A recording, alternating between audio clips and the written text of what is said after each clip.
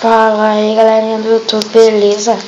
Sona Games mais uma vez aqui para mostrar a vocês como fazer o hack de gênero no Call of Infinity. Tô aqui com meu amigo Eduardo. E aí, galera? Vamos aqui. Você precisará baixar esse programinha chamado Fredon.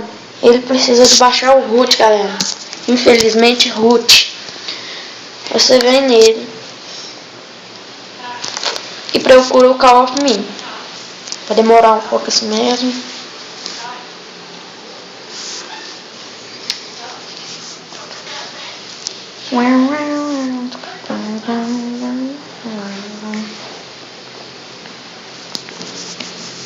Aí vai entrar lá no Call of Me. Não vou deixar o vídeo, senão vai ficar muito grande.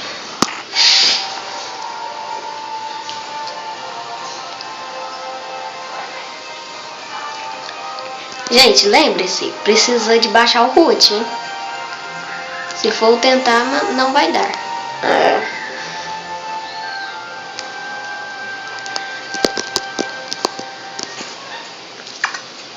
Fiquei quase uma eternidade para baixar esse root aqui, galera.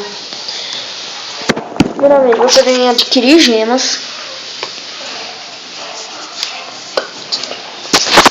Vem nesse, vem aqui, bui. Aqui você não vai precisar comprar nada. Só você vir em continuar e desligar seu Wi-Fi.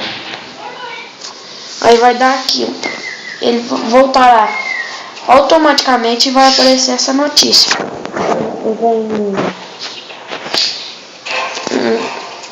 Liga sua internet de novo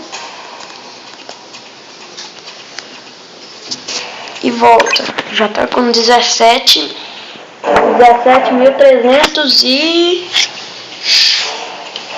e pouquinho, né? 356. E você poderá gastar ele. Gastar com muitas coisas. Roupas, armas.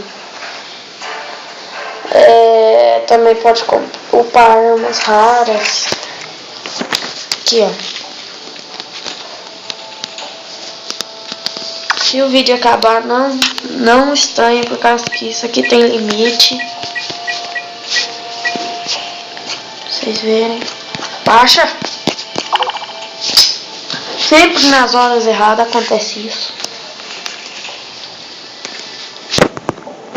Aí, galera, se você gostou, dê um like.